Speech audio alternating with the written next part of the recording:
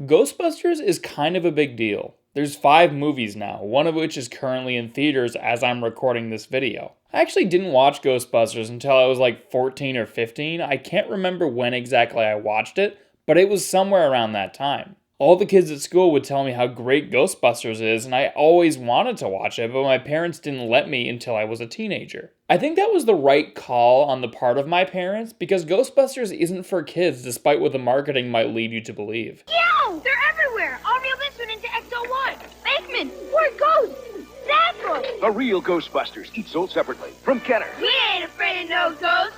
Yeah! It's definitely PG-13, despite the original getting a PG rating. All I knew before I saw the movie was the iconic theme song and the iconic logo. I don't even think I knew Bill Murray was in it until I watched it. So I don't necessarily have childhood nostalgia for the franchise. I just saw them as regular movies, and I saw the reboot and the legacy sequels in theaters when they opened.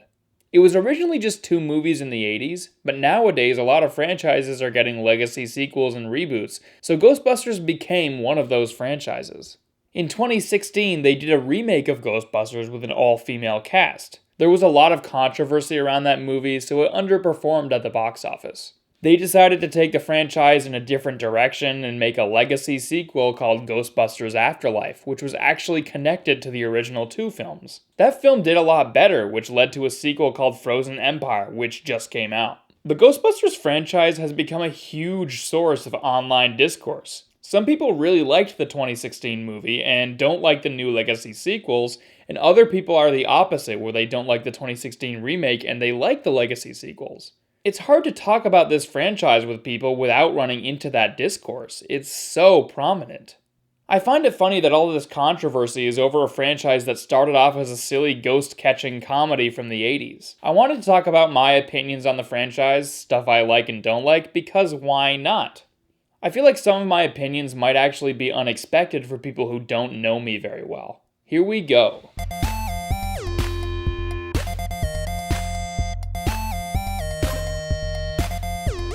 The original Ghostbusters from 1984 is a very goofy comedy that I really love to this day.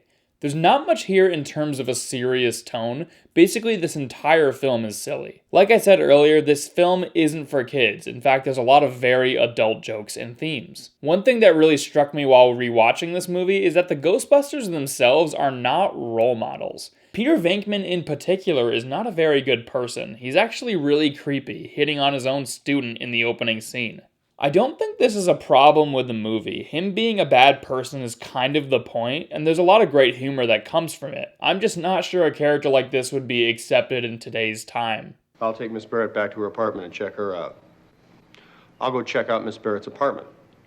Okay? Egon and Ray are the straight men, while Venkman is the goofy one, which helps make their characters feel distinct. However, Egon and Ray are also complacent with a lot of Venkman's crappy behavior, like overworking the receptionist played by Annie Potts. They all clearly do this ghost hunting thing for a lot of money. There's a whole scene where they catch Slimer and then negotiate to get more money while threatening to put Slimer back in the hotel.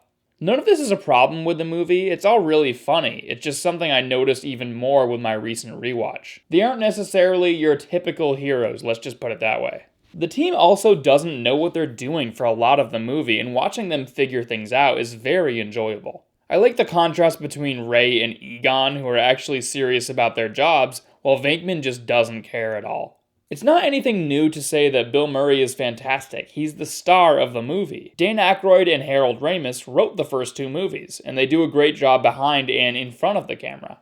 I also love Rick Moranis so much in this movie. He's always great in everything he's in, and I'd love to see him in another movie again. It's relatable because I know people who are like him in real life, who just hold you hostage in a conversation.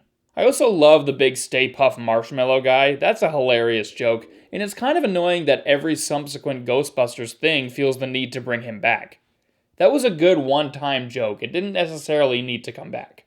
This movie also introduces one of the best theme songs to a franchise ever. I don't know why, but the Ghostbusters theme song is so good. It doesn't get old. I'm actually going to get into my problems with the original Ghostbusters movie now, because I don't think it's a perfect movie. I like Winston in the very few scenes he has. I like the idea of them randomly hiring a guy that isn't even a scientist right on the spot, and he's just like, what the hell have I gotten myself into?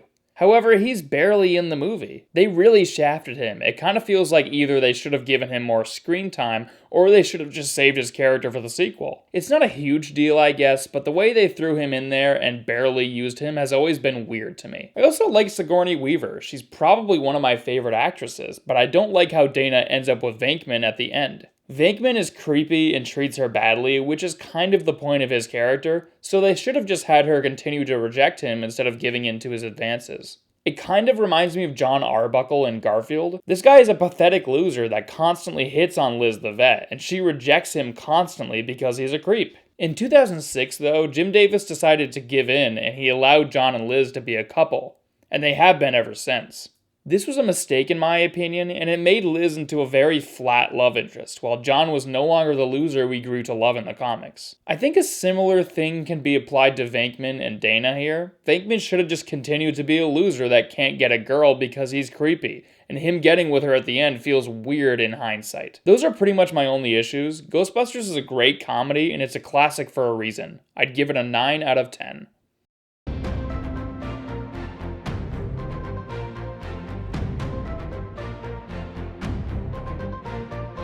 The best movie comparison I can make to describe Ghostbusters 2 is another sequel, Incredibles 2. The first one was great, and the second one is good and has a lot of really great moments, but ultimately it feels like a rehash of the original, just with some stuff shifted around. Ghostbusters 2 doesn't do much of anything new. It just understands what works about the original and does the same exact thing. I love these characters, and all the comedy is really well written, so it still makes for an enjoyable movie despite the fact that it's pretty much the same plot as the original. It starts with the Ghostbusters broken up so they can once again get together, go on a successful ghost hunt, and win the respect of the public, and then rise to fame once again. The courtroom scene where they catch the ghosts in this movie is the equivalent of the Slimer scene in the original. They even go to jail like the original movie, and there's a person very similar to the environmentalist guy from the original trying to shut them down. There's a bunch of other examples too. They even have Venkman break up with Dana so he can once again win her over and get the girl at the end, in basically the same exact fashion of the original. I mentioned in the last movie that I didn't like Venkman getting with Dana at the end, and I don't like it here either. It almost starts promising when we find out they've broken up and she's had a child with another man, but then he wins her over at the end anyway. So there was no point to that other than just to rehash the original. I'm curious who Dana's husband was. They barely explored that. Similarly, they barely explore why the Ghostbusters were broken up at the beginning of the movie. It just felt like they introduced all these major plot points and then rushed through them simply to repeat the same plot as the original. One thing I find really weird in this movie is Janine. She's basically a completely different character than she was in the original. She went from kind of cynical and bored in the first one to extroverted and flirty in the sequel. I'm not sure why this change was made. It's also weird that she becomes romantically involved with Rick Moranis when she had a flirty thing going on with Egon in the original film. This is just kind of there for no reason with no development. That being said though, Rick Moranis is fantastic once again in this movie, especially when he's the lawyer for the Ghostbusters in the courtroom scene. That whole scene was pretty great. Another thing that didn't work for me in this movie was the villain characters. The actual ghost guy is kind of boring, and Dana's boss guy is really annoying. He kind of felt like a discount Borat or something. Also, Winston still doesn't really do anything in this movie. He's still shafted, which sucks because he deserves to be fleshed out. Like I said earlier though, the comedy in this movie is pretty great, especially Egon. He was really good in the first movie, but he wasn't my favorite. In this movie, he is my favorite. He steals the show. Do, re, Egon. The special effects of this movie are also really good, definitely an improvement over the original. This whole movie is a fun continuation of the original film, but it has some weird choices and definitely feels like a repeat of the first film. I would have liked to see something a bit more different. I think I'd give it a 7 out of 10. Ghostbusters 2 unfortunately didn't perform all that great at the box office, so we had to wait 27 years for another Ghostbusters film to release. Harold Ramis directed Groundhog Day with Bill Murray, which is an incredible movie that honestly surpasses the quality of Ghostbusters. But Harold Ramis and Bill Murray had a falling out on set and avoided each other for decades. I think this falling out was probably a major contributing factor as to why we didn't get a third Ghostbusters film with the original cast. They all went on their separate creative endeavors, and Ghostbusters seemed to be a thing of the past. Harold Ramis passed away in 2014 of cancer, but Bill Murray visited him while he was dying and they patched things up. Not long after, a remake was announced with a female cast, gender swapping the original characters. This came out in 2016 and was a massive source of controversy. Let's talk about it.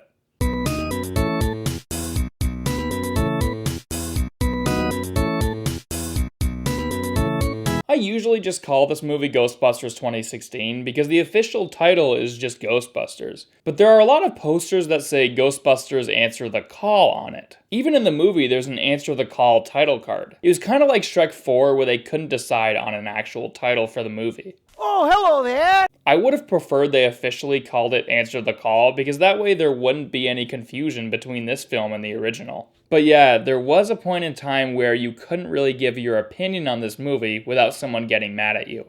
If you disliked it, you were called sexist by some people, and if you did like it, people who hated it would also get mad at you.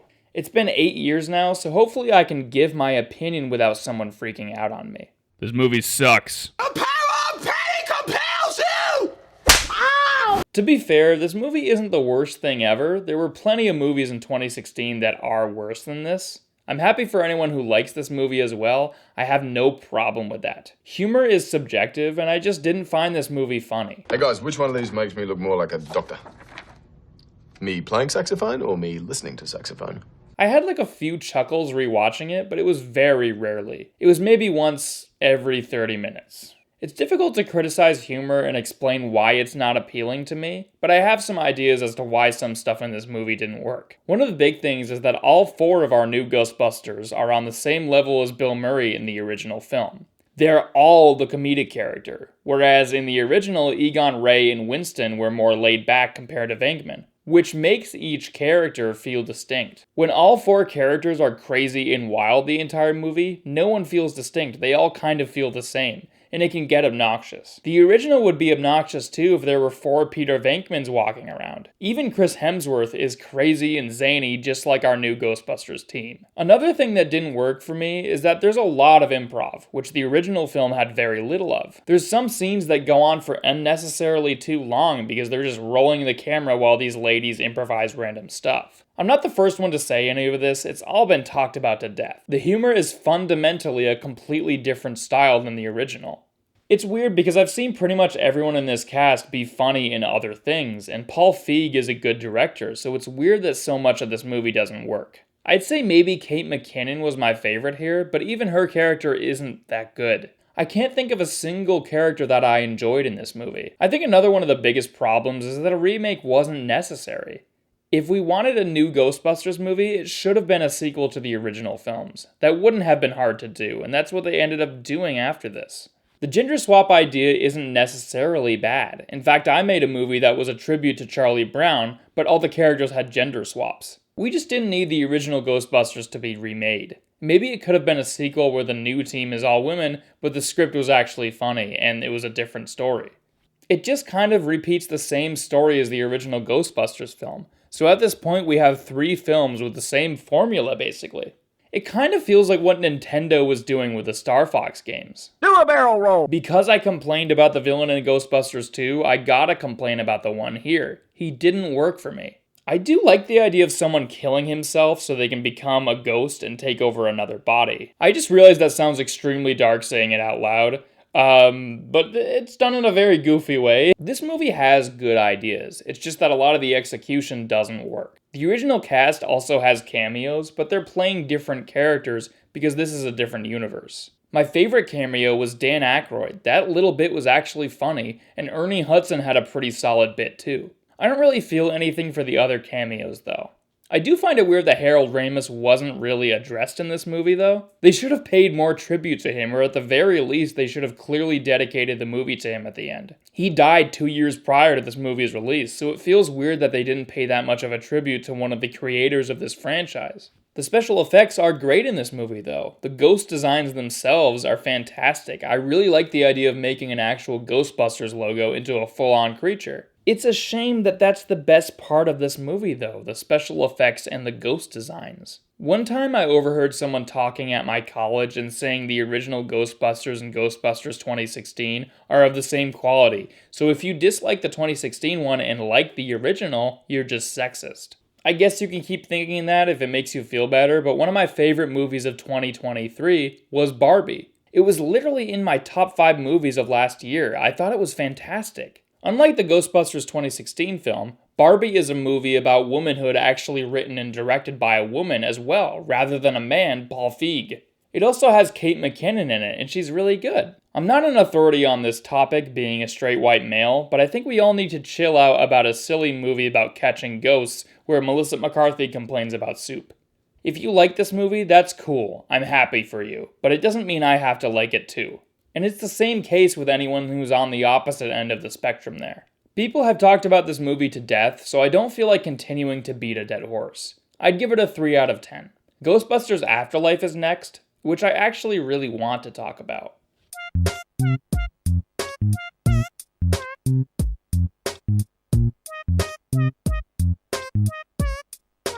Ghostbusters Afterlife, a legacy sequel to the original Ghostbusters films, produced by Ivan Reitman, the director of the original films, and directed by his son, Jason Reitman. The response to the 2016 Ghostbusters was not great, so I think part of the reason Ghostbusters Afterlife was even made was to rectify that and give fans a movie that they would actually like. And it kinda sorta worked? Afterlife certainly made more money than the 2016 film, but at least on the internet it was still really polarizing. Even the Rotten Tomatoes score is lower than the 2016 film, but the audience score is obviously a major improvement. Much of the complaints about Ghostbusters Afterlife is that it's just a nostalgia movie, full of fan service and references. Another common complaint is that the tone is different from the original, taking a goofy comedy and turning it into a more dramatic story, a bit more reminiscent of Stranger Things or E.T. So I guess I should probably give my opinion of this movie, since that's what you're all here for. Well, I actually have a really hot take. I think Ghostbusters Afterlife would have been even better than the original if Finn Wolfhard's character didn't suck so bad. His character is basically just thrown in there. He's not very funny, and he's very useless. He has a love interest named Lucky, who's just kind of there. She's extremely bland, just like he is. But luckily, they don't focus on him or her very much. He's definitely a side character, but it's still a glaring issue that holds the movie back a bit. It honestly feels like they felt obligated to put a young, popular star in the movie since the original cast was not marketed in the trailers. So Finn Wolfhard was who they settled on, and they had to figure out how to shoehorn him into the story. That's like my only major issue with this movie. Any other complaint I have is a nitpick. The idea to make an entire movie as a tribute to Harold Ramis is genius. It's such a good idea. I can't gush enough about how brilliant it is, especially given the fact that this series is about ghosts. So they could explore the idea of an important character being helpful from beyond the grave. Not all ghosts have to be evil. Egon's whole story that took place in the years between Ghostbusters 2 and Afterlife is so interesting, when he eventually runs away to the middle of nowhere in Oklahoma. He dedicates many years of his life to keeping the world safe from Gozer, so he had to sacrifice his relationship with his friends and his daughter, and just become a recluse. Also, the way they handle Harold Ramis not actually being able to act in the movie is amazing. For most of the movie, he's unseen, just kind of guiding our heroes through hauntings and stuff. Eventually, of course, he does physically show up as a CGI recreation. This also got backlash for some reason, even though Harold Ramis has a family that was very closely involved in the movie, and they approved its inclusion. So I'm not sure why anyone would say it was morally questionable if his family was supportive of it. The CGI also looks much better than it usually does because it's a transparent ghost. It was handled perfectly, and I found myself crying in the theater when I saw the movie on its release day. Again, I didn't watch Ghostbusters until I was a teenager, so this isn't childhood nostalgia talking here. I cried because the story was great, and I'm a fan of Harold Ramis and his work. It's such a perfect way to tribute an actor who's passed away, especially given how goofy the original films are. It is kind of funny talking about how serious Afterlife can be at times, but I don't personally have a problem with the tonal change. I think changing the genre was actually a really smart move, especially given the fact that Ghostbusters 2 and 2016 repeated the same exact formula of the original film. Afterlife actually feels different and new, which is one of its biggest strengths. It also takes place in a different location. It's not New York City again, which was a really smart move as well. So many people call it a soulless nostalgia film, which is bizarre to me. It's literally the first Ghostbusters sequel to do a new story. Ghostbusters 2016 had a bunch of references for no story-driven reason, but every reference in Ghostbusters Afterlife serves the actual story. The nostalgia complaint about legacy sequels in general is really weird to me. It seems like so many people don't want a sequel to acknowledge the fact that it is in fact a sequel, and there are other films that came before it. Having the original Ghostbusters show up at the end is nostalgic, of course, but it's not nostalgia bait. They serve a function in the story. Would you have preferred the original cast members just didn't show up at all in a Ghostbusters sequel? That would have been really weird, and the original cast aren't even in the movie all that much. They never take away from the new characters, who are the focus here. Speaking of the new characters, I like everyone except for Finn Wolfhard and Lucky, who I already talked about. Phoebe Spangler is the star of this movie, played by McKenna Grace. She is such a great character, one of the best of the entire franchise. Also, a random side note that I noticed while I was editing is that the marketing for Afterlife and Frozen Empire always has Paul Rudd in the center of it. Phoebe, played by McKenna Grace, is the main character, and she's always on the side or something. That actually really bothers me. She's the main character. Why isn't she front and center? I think it's just because Paul Rudd is more marketable, but he's, kind of a side character compared to Phoebe. Anyone who has trouble socializing or making friends can relate to Phoebe. She's obviously supposed to be kind of like a little Egon, but she's more fleshed out than Egon ever was, making a brilliant new character.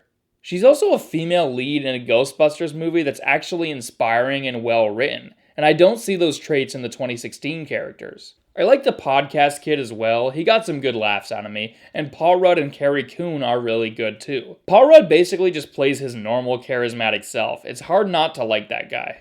Carrie Coon's character actually really got to me emotionally. Someone who never knew her father actually finding out that the reason she never met him was because he was keeping her safe. He wanted a relationship with her, but he couldn't because she would be in danger if he was in contact with her. Her coming to this realization actually really got to me. She's great in this movie. There still is quite a bit of comedy in this movie, and it's great when it's not coming from Finn Wolfhard or Lucky. The comedy just isn't as much of a focus as it used to be, and I can kind of understand why someone might have an issue with that given how silly the other movies are. I don't have an issue with it though. I think it was the perfect way to make something different and new without just doing the same movie for the 4th time. Ghostbusters Afterlife is great. It's just the Finn Wolfhard and Lucky stuff that holds it back from surpassing the original film. I would give it an 8 out of 10. I probably just shocked a lot of you, but I really like this movie a lot, and it should be fine that I feel that way. Just like it's fine if someone likes the 2016 film. Let people find joy in things.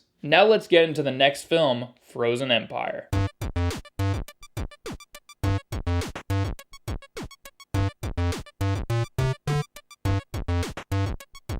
Ghostbusters Frozen Empire is the sequel to Afterlife, currently in theaters. Because this movie is still in theaters, I'll be using pictures and trailers in this segment, so bear with me here. Frozen Empire's marketing led us to believe that this would be a combination of the new cast and the original cast working together in New York City to defeat a new threat. What I'm about to say is based on one viewing of the film. This is my first reaction to it.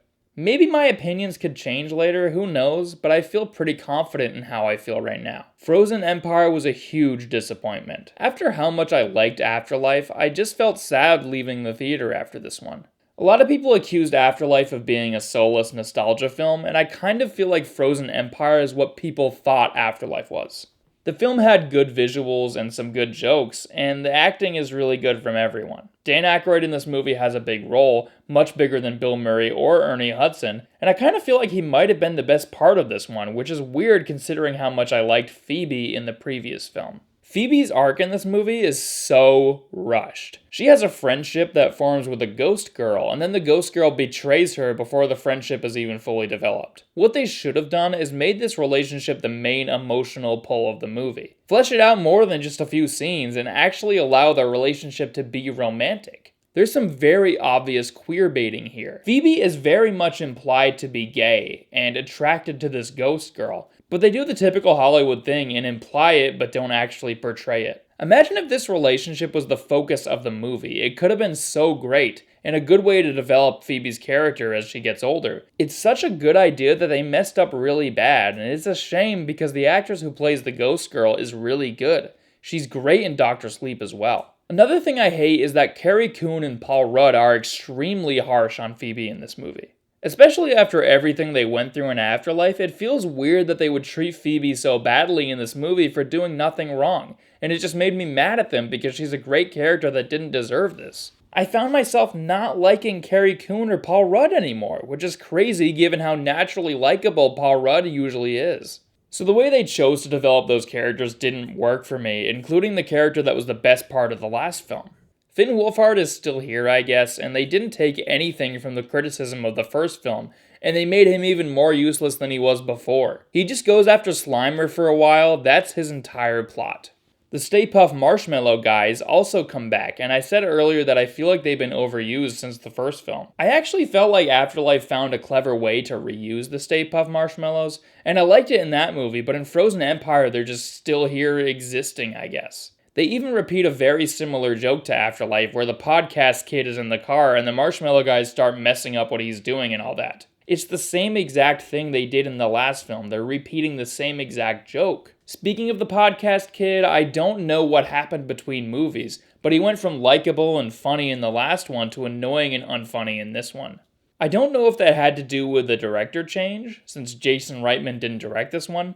Maybe Logan Kim wasn't directed very well, I'm not sure. Oh yeah, Lucky is also here for a little bit, I guess, and she's still underdeveloped and bland. If they developed her and Finn Wolfhard more and made them more interesting characters, I probably wouldn't have a problem with them. So basically all the Afterlife characters aren't handled very well, so I found myself watching this movie just hoping the original cast comes in so they could give me something interesting. It's a shame that I was reduced to that way of thinking, because I never felt that way with Afterlife. I was excited for the original cast to come back in Afterlife. I mean, of course I was, but I was riveted with the new characters, so I wasn't begging for the OG characters to show up the entire time. Here I kind of was, because the things they do with the Afterlife characters bored me. I was like, where's Bill Murray, Dan Aykroyd, Ernie Hudson, Sigourney Weaver, maybe Rick Moranis can come out of retirement and save me from this boring movie. I already talked about Dan Aykroyd because he's the OG cast member that's in this one the most. Ernie Hudson is probably in it the second most, and he's still likable when he's there.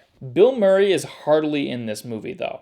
I read an interview with the director Gil Keenan, and apparently he said Bill Murray jumped at the opportunity to be in this movie. He was excited to come back, I guess. That's hard to believe because he's in it for like 3 minutes, so I wonder if that was a lie and he actually did not want to be in this, so they just paid him for like a few minutes of screen time. He's the lead character in the original 2 films, so it feels really weird that he's been sidelined so much. I wonder if it's because Venkman was supposed to be a problematic person in the original films, and maybe they didn't want to deal with that because it could be considered offensive. I have no idea. It would have been nice if he was in this more, since it's supposed to be a kind of combination between the original and new cast. The actual villain and the story that's going on here was also really boring to me. They have a scene where Patton Oswalt shows up and does an exposition dump, and then he never shows up again in the movie. I just kind of checked out whenever they went into the lore of this frozen villain guy. There's no stakes or anything like Afterlife had. It's kind of weird that Gozer is really the only good villain in the entire franchise. I'm not even going to try to pronounce his name, but the fake Jedi guy from Obi-Wan Kenobi is in this, as like a firebender dude. He's okay, I guess, but it does feel like the movie is overstuffed and has too many characters. Frozen Empire was a big disappointment to me. After Afterlife, I felt like a sequel had a lot of potential, but it just kind of dropped the ball. I'd give it a 4 out of 10, I think. If you've been watching this video and seeing my scores for each of these movies, you've probably been able to figure out how I would rank them. The original is the best, then Afterlife, then Ghostbusters 2, then Frozen Empire, then the 2016 remake. Like I said earlier, I don't have childhood nostalgia for this series. I'm just someone who saw the first 2 movies as a teenager, and so I was able to watch the whole series without a big emotional nostalgic connection to it. Frozen Empire is doing really well financially, I think, so there's probably going to be a 3rd film in this Legacy sequel series. I'm not sure how I feel about that. Maybe they can improve on Frozen Empire and make a good movie, but Frozen Empire was so disappointing that part of me thinks they should just let this series go. I guess we'll see what happens. Like I said earlier though, this whole series started off as a goofy comedy about catching ghosts. It's really weird that there's so much discourse and arguing about it on the internet. Just have an opinion and don't shame anyone else for having a different opinion. It's not that hard. Film is subjective. It always has been, it always will be. And this point can be applied to really any major franchise, especially Star Wars. Anyways, thanks for watching everyone. My last video on The Hobbit got a random spike in views, so I wanted to thank everyone who subscribed to me after that video, left comments, liked the video, all that good stuff. I was in utter shock when that video blew up. I was completely speechless. So if you feel so inclined, check out the last movie I made. It's a Christmas film that pays tribute to Charlie Brown. I'll link it in the description. Have a great day. Do a barrel roll.